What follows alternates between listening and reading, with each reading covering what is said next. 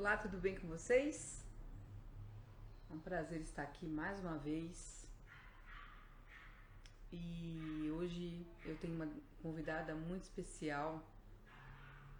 Já esteve comigo aqui em outras oportunidades. E a gente vai falar sobre esse legado de... Eu imagino na época, em 1985, como foi essa luta que eu considero verdadeiramente uma batalha de trazer uma delegacia especializada nos direitos e na defesa da mulher. Então hoje a minha convidada é muito especial, ela foi uma mulher que lutou por isso e conseguiu implantar isso no estado de São Paulo, né, há 35 anos.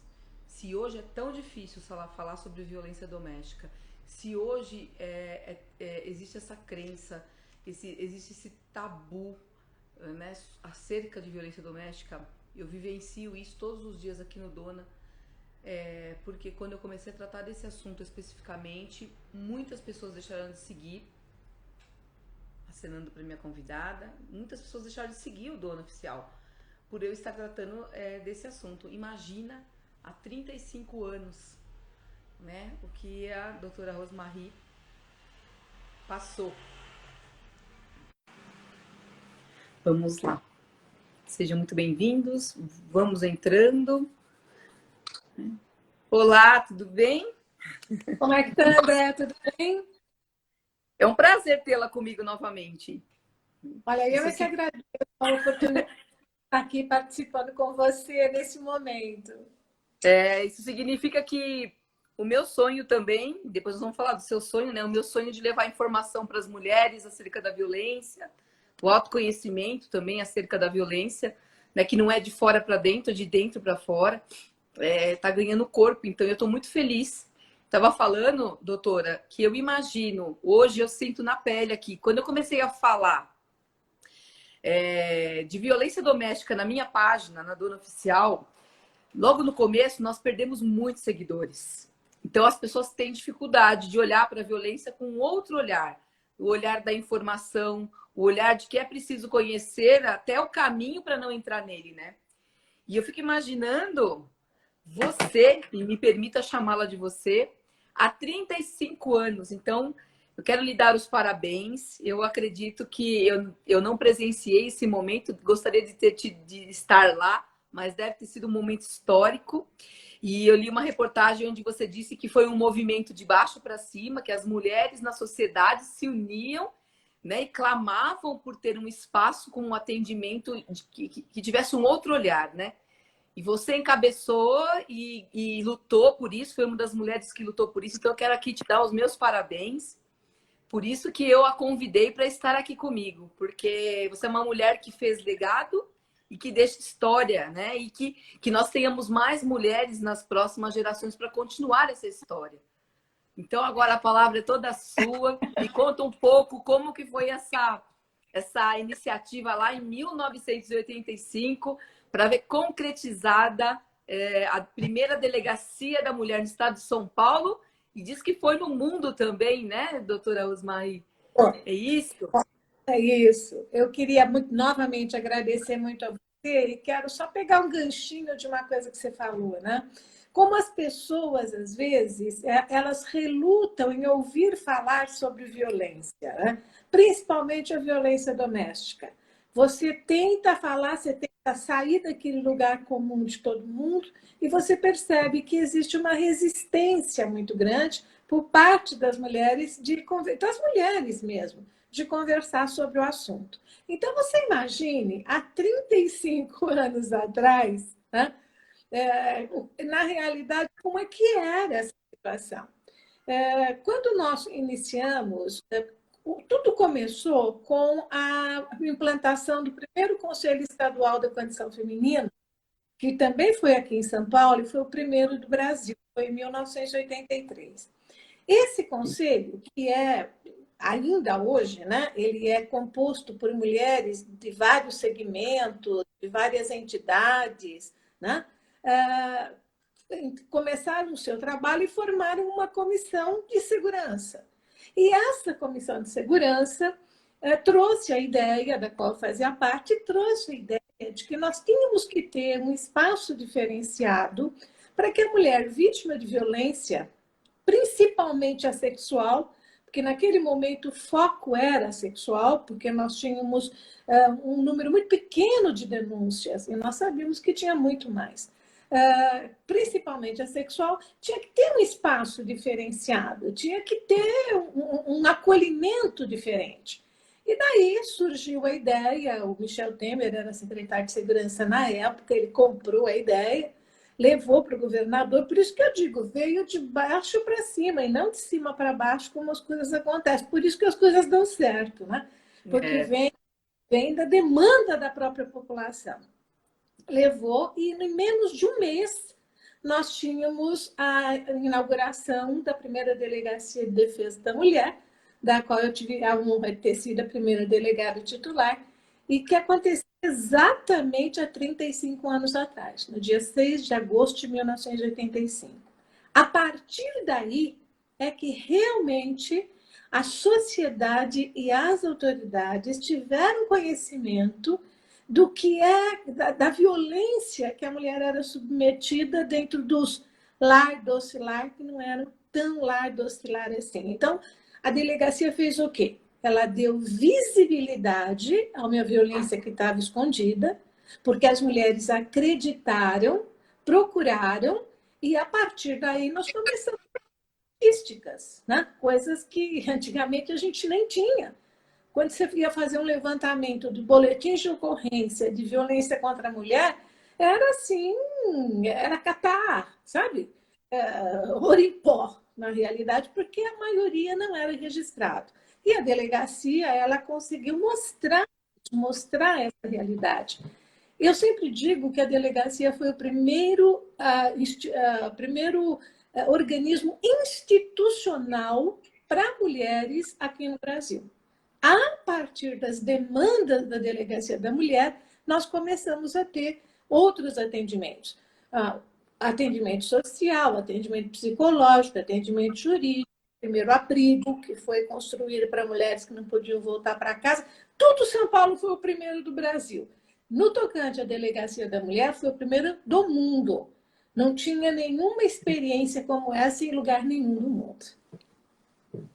Não, e assim, eu fico imaginando a sua coragem e, ao mesmo tempo, a sua sensibilidade, porque é diferente. Eu sou advogada também, né? Então, eu falo, é diferente você aplicar a lei e você acolher uma mulher. É muito diferente. Então, hoje até me perguntaram isso, né?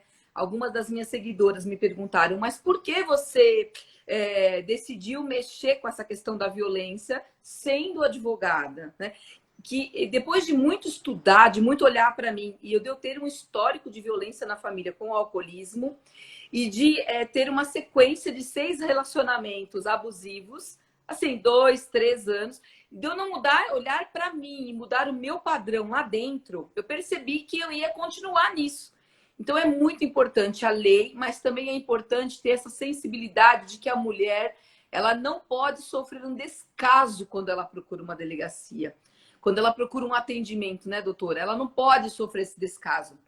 E eu vi também uma outra reportagem sua, uma entrevista sua, que fala que as portas de entrada são muito importantes. Esse é o nosso maior problema. A partir da Delegacia da Mulher, muitos outros mecanismos foram criados para atendimento a essa mulher vítima de violência. Então, além de todos os atendimentos que eu já falei, nós tivemos uma das nossas maiores vitórias, se não a maior, que foi a Lei 11.340, a Lei Maria da Penha, né? Que faz o atendimento total dos problemas da mulher. Posteriormente, nós tivemos a lei do feminicídio, outra vitória nossa, porque havia muito assassinato de mulheres e como não havia diferenciação entre o homicídio, era um homicídio normal, né? Normal. Era enquadrado no artigo 120 do Código. Sim. Você tendo feminicídio, você consegue mostrar qual é o ápice da violência doméstica, que com certeza é o feminicídio. Temos aí ONGs, temos uma série de aplicativos que foram criados para o atendimento à mulher, enfim, temos aí uma rede de atendimento a essa mulher. Porém, nós temos um problema. Existem portas de entrada para esta mulher poder entrar nessa rede. E, normalmente, as portas de entrada são delegacias e hospitais. Se essas portas de entrada não funcionarem, não adianta você ter nada disso, porque você perdeu essa mulher para a violência.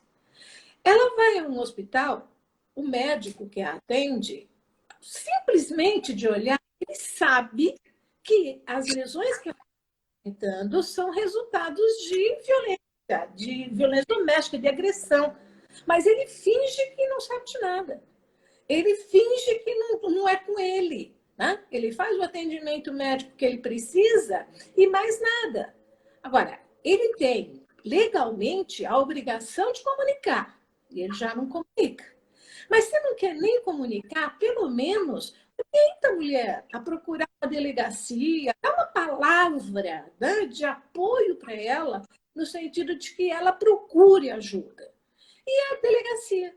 Se a mulher vai à delegacia e alguém chega para ela e fala assim, senta aí, né? Começa por aí.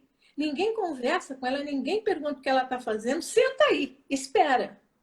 E aí ela começa a ver toda aquela movimentação, aí ela começa na cabeça dela, olha, eu não devia estar aqui. Estou errando, tá vendo? Deus está me mostrando que eu não devia fazer nenhuma queixa contra o meu marido ou companheiro. Tá vendo? É por isso que eu estou esperando aqui. E depois de 1 hora, 2 horas, ela levanta e vai embora. E ninguém prestou atenção naquela mulher. Eu estou ocupada, eu estou cheia de ocorrências para atender, mas não custa alguém chegar perto dessa mulher e dizer, olha, espera um pouquinho, nós vamos te atender, nós estamos atendendo alguns casos na sua frente. Quer dizer, dê ânimo para aquela mulher, dê uma acolhida. Então, o que está faltando na realidade é você melhorar essas portas de entrada e acolher a mulher, ter a sensibilidade de entender o momento de vulnerabilidade que ela está vivendo. Porque não é fácil. Você acha que é fácil sair de casa, ir para uma delegacia para dar queixa do seu marido ou do companheiro? Não é. Então, se ela não tem uma acolhida, né? E aí o que você ouve muitas vezes dos delegados? Ô, Rose, mas espera aí, amanhã ela vem aqui e quer retirar a queixa. Não é problema nosso. A nossa obrigação é conversar com ela, é acolhê-la, é orientá-la e registrar a ocorrência. Ah, mas amanhã ela quer tirar. Não tem problema, você diga a ela que ela vai poder retirar a sua queixa quando chegar em juízo. Aí ela fala com o juiz e retira. Mas é melhor não atender, né, do que falar. E aí o que acontece? Nós estamos vendo o número de feminicídios aumentando, mulheres mortas com medidas protetivas, mulheres mortas com 5, 6 boletins de ocorrência, que talvez, se tivesse feito alguma coisa, se tivesse chamado esse agressor, se tivesse procurado sentir a periculosidade dele, a gente poderia ter evitado esse feminicídio. Doutora Rose, tem a Elizabeth, ela está te mandando um abraço, ela é assistente social lá de Cesário Lange, falou que aprendeu muito com você e ela disse que as assistentes sociais muitas vezes têm que interferir para fazer um boletim de ocorrência. Não só as assistentes sociais, Elizabeth, eu amo Cesário Lange, um abraço para todo mundo, um abraço para você, Elizabeth. Não são só as assistentes sociais, você enquanto advogada, eu conheço muitas amigas minhas advogadas que acompanharam uma cliente numa delegacia, e às vezes eu sou muito transparente, às vezes a delegacia da mulher, e tiveram que brigar com quem não queria registrar a ocorrência. Olha, muitos advogados, muitos profissionais que acompanham a sua cliente precisam, às vezes, brigar. O termo correto é esse, bater boca com a autoridade policial para registrar a ocorrência. Então, você vê, nós temos tudo. Nós temos rede, nós temos Maria da Penha, nós temos tudo.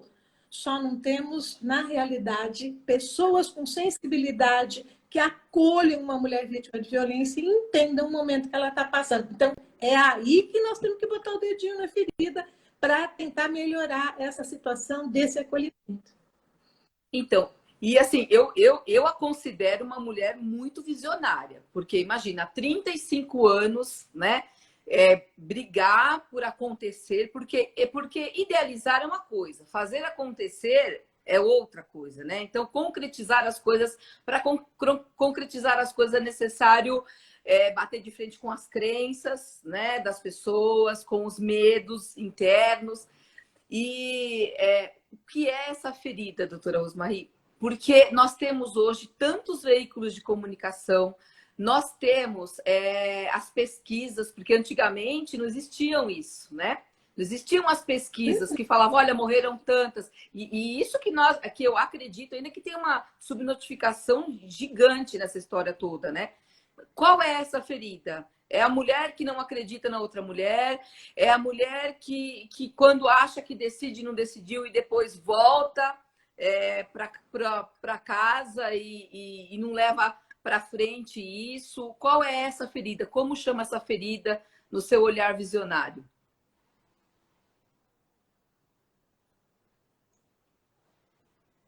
Doutora Rose? Estou te ouvindo, está me ouvindo? Tô. Muitas pessoas, muitas mulheres que procuram o atendimento nas CIAs, elas não vão lá para prender o marido, né? Elas não vão lá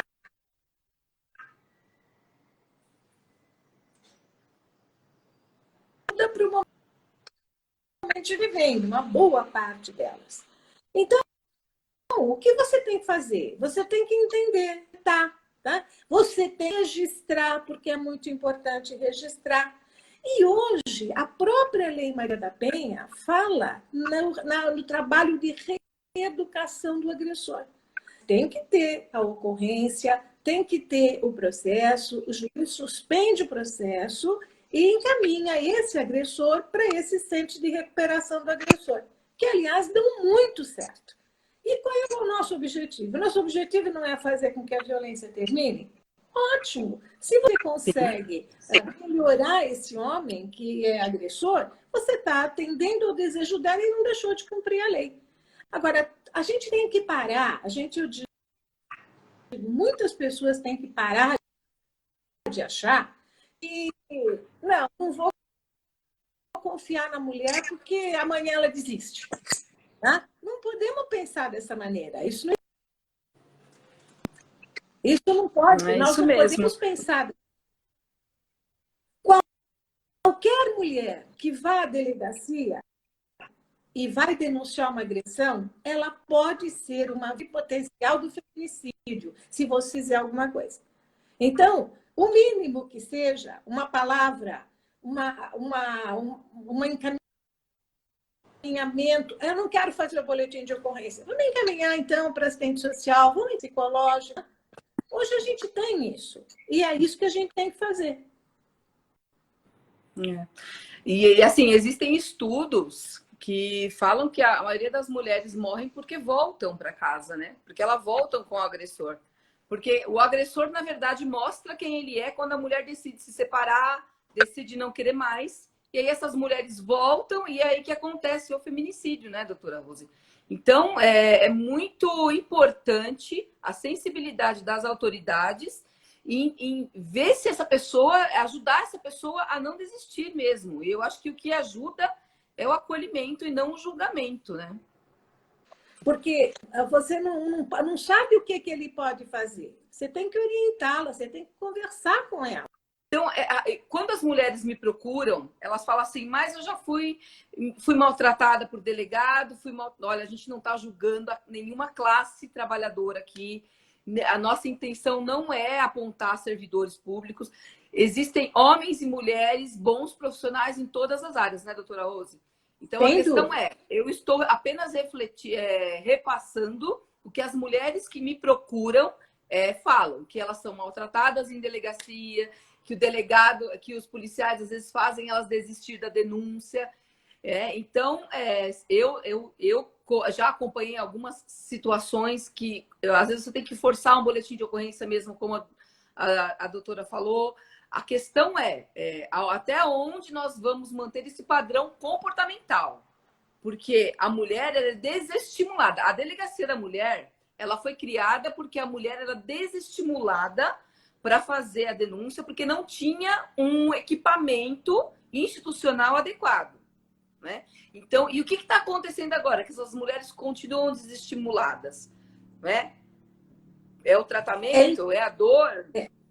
É importante informar a elas que ser mal atendida na delegacia, seja qualquer delegacia, não é correto.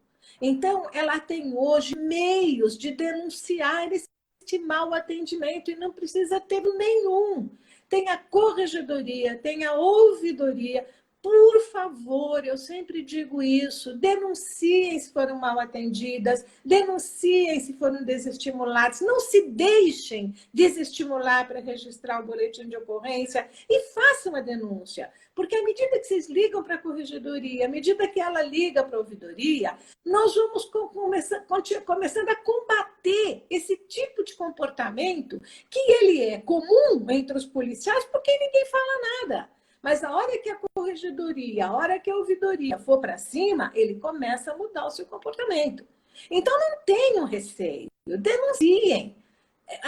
Você tem direito a ser bem atendida, você tem direito a fazer a sua queixa, você tem direito de fazer a sua ocorrência policial. Se não quiserem fazer, você não discuta, você não briga, você só olha bem o nome da pessoa que está te atendendo, liga para o meu telefone, corregedoria, que são muito fáceis, e faça a sua denúncia. Lembra no começo da nossa live que nós falamos que a criação da Delegacia da Mulher, ela veio de baixo para cima, foi uma necessidade da sociedade, né? Então, talvez agora a gente precise criar nós precisamos criar essa necessidade de ser bem atendida, né? Essa necessidade de ser bem ouvida, porque se não tivesse sido aquelas mulheres lá em meados de 1980, hoje nós não teríamos a Delegacia da Mulher. Então é importante não desistir diante desses obstáculos. A senhora teve obstáculos para criar a Delegacia da Mulher? Não deu nem tempo da gente ver esse obstáculo rápido, tá? Eu já era delegada de polícia. Quando eu fui para a delegacia, 10 anos, tinha passado mais 4 polícia. Então, eu não era uma policial novata. Eu era uma policial novata nesse novo nascimento que seria de violência mulher. Então, foi tão rápido e a gente trabalhava tanto. No primeiro dia, tinham 500 mulheres. Então, a gente não tinha tempo de pensar. E eu de todo mundo, eu era assistente, que era uma delegada negra.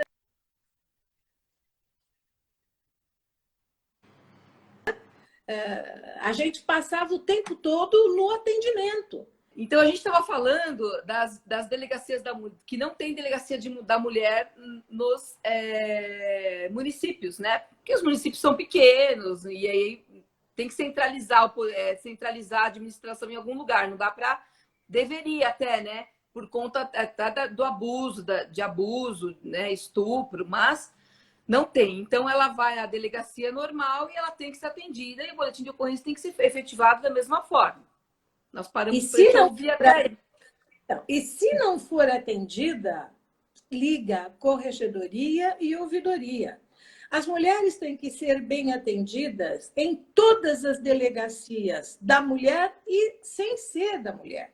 É isso que todo mundo tem que entender. Por isso é que eu sempre fui favorável, e eu acho que cada vez a gente sente mais necessidade disso, porque você avança, você tem muitas vitórias, né? E, de repente, você esbarra aonde você não devia esbarrar, que é nessa porta de entrada. Então, eu acho que nesse momento, o que nós deveríamos fazer é fazer com que as nossas autoridades fizessem um curso de capacitação, tá? De sensibilização das portas de entrada. Delegacia da mulher, delegacia que não é da mulher, hospitais, entendeu? Vamos fazer um trabalho com essas pessoas que fazem o primeiro atendimento. Não só o delegado, o investigador, o escrivão, a investigadora, a escrivã, a enfermeira, o médico. Eu acho que nós deveríamos, na minha opinião, investir em melhorar esse acolhimento que as mulheres têm. Não adianta, né?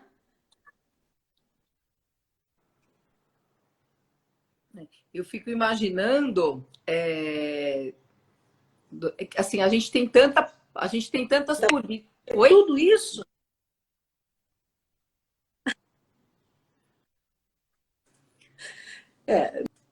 Não adianta ter tudo isso se as portas de entrada falham.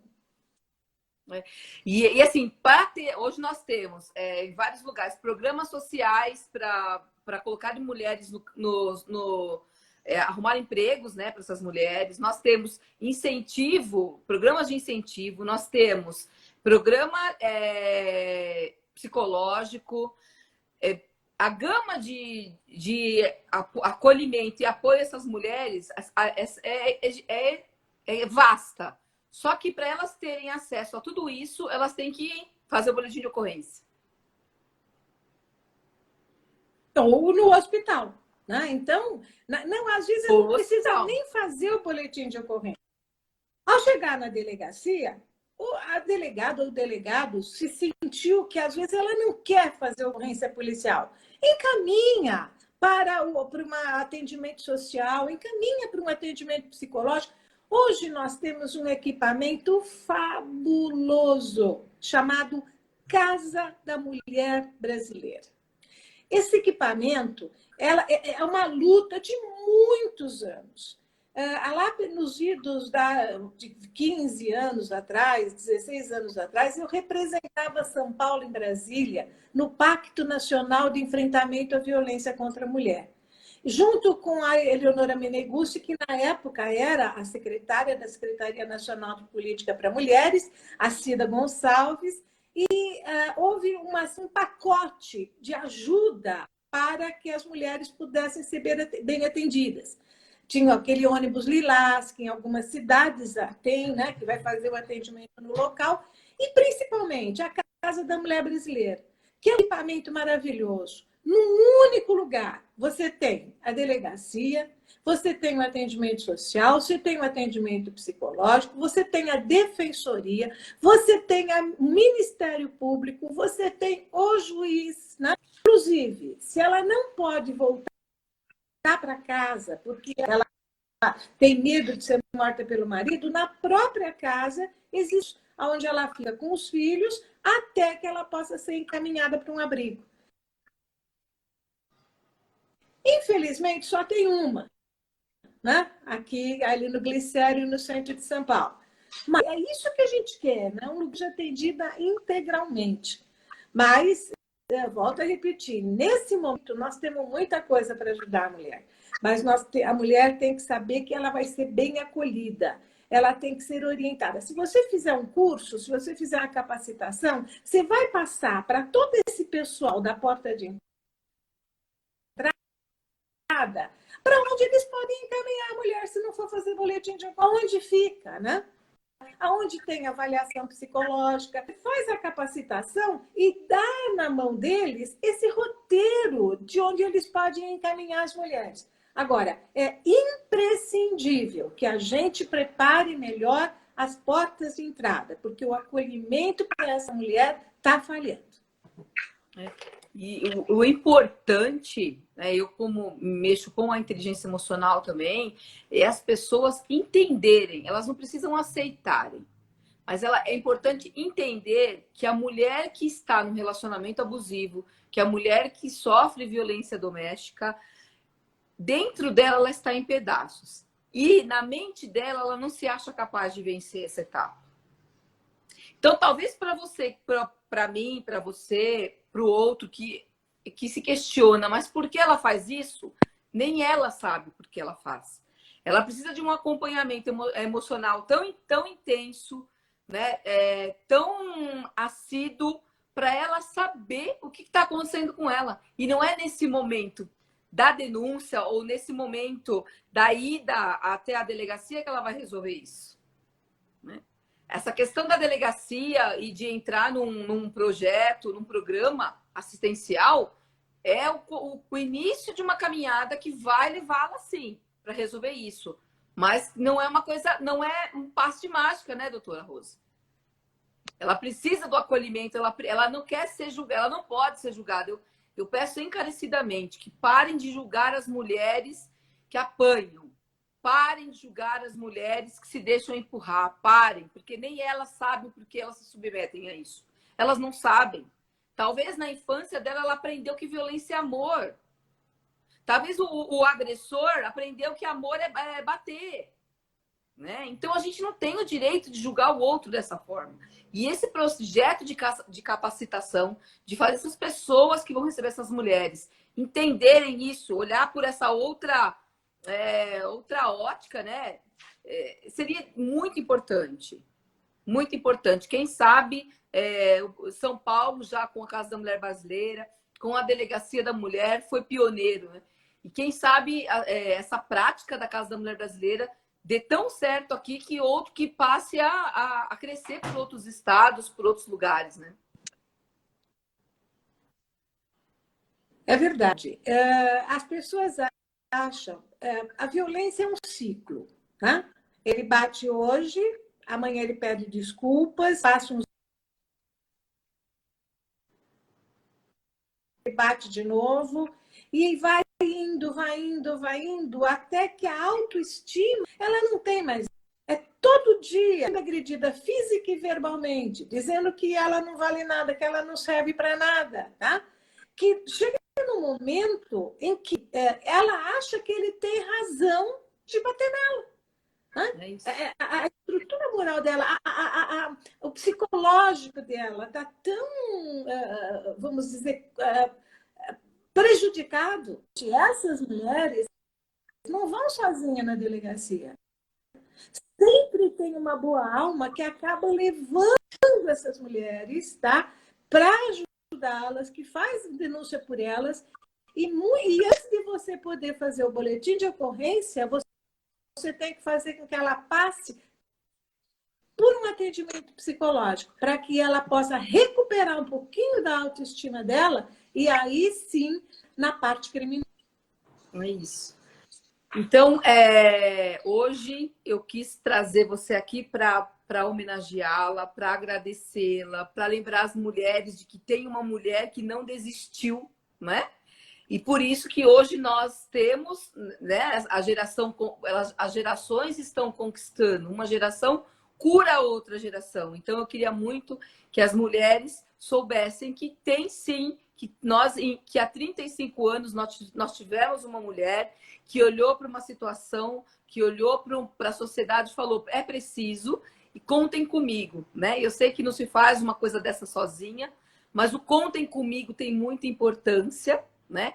E eu acho incrível como você está sempre disposta, né, a falar: olha, é só uma vírgula na história, não é o ponto final. Nós temos muito ainda que aprender, mas a nossa união é que vai fazer a diferença, né, na sociedade, no tratamento e no olhar para a mulher. E mostrar para as pessoas que falar sobre violência não é tabu. Falar sobre feminicídio não é tabu. Porque essas mulheres, elas precisam de informação. Elas precisam entender que não é um bicho de 7 cabeças, muito embora elas acham que é. Mas não é.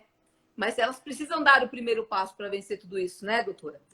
E eu quis trazê-la aqui porque eu olhei e eu falei: nós temos a Lei Maria da Penha, mas nós temos também, porque os aniversários são muito próximos, mas nós temos a Delegacia da Mulher, a primeira Delegacia da Mulher do Estado de São Paulo. Então eu quis trazê-la aqui para falar para as pessoas da minha página que me seguem, para homenageá-la e dizer que eu tenho muito orgulho de ver uma mulher, né, encabeçando uma política social, sim, eficaz.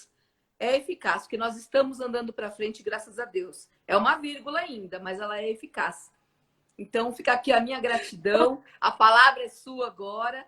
E eu agradeço a todos que estiveram com a gente aqui hoje. E nos desculpem por essa falha técnica. E a gente está nas mãos da internet, né? E está todo mundo na internet, porque está todo mundo em casa. Mas nós não fizemos com menos carinho. Fizemos com muito amor isso. E agora eu te dou a palavra para se despedir aí com os meus seguidores. Eu queria agradecer muito a oportunidade. Quero dizer para você que eu continuo na luta, mas eu tenho consciência de que nós evoluímos muito.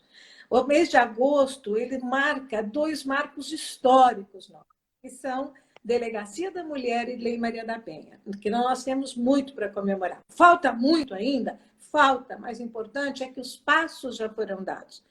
A mudança está dentro de nós mesmas. Nós precisamos começar a olhar essa situação de maneira diferente. Não com aquele preconceito. Normalmente as pessoas olham e falam sobre esse tema. Então, eu digo que eu sou um pouco jurássica já. Eu já estou há muitos anos nessa batalha, mas eu tenho energia para continuar, enquanto Deus me dá vida, de lutar pelas nossas. Porque eu acredito que quando você faz a diferença na vida de você já tem muita coisa para comemorar. Muito obrigada, André. Obrigada aos seus seguidores aí. Estamos sempre às ordens. Conte comigo nessa batalha. Fica com Deus. Pessoal, tenha uma boa tarde. Até a próxima, viu, doutora Rose? Vou grudar no seu pé. Um beijo. Fica com Deus. Tchau, tchau.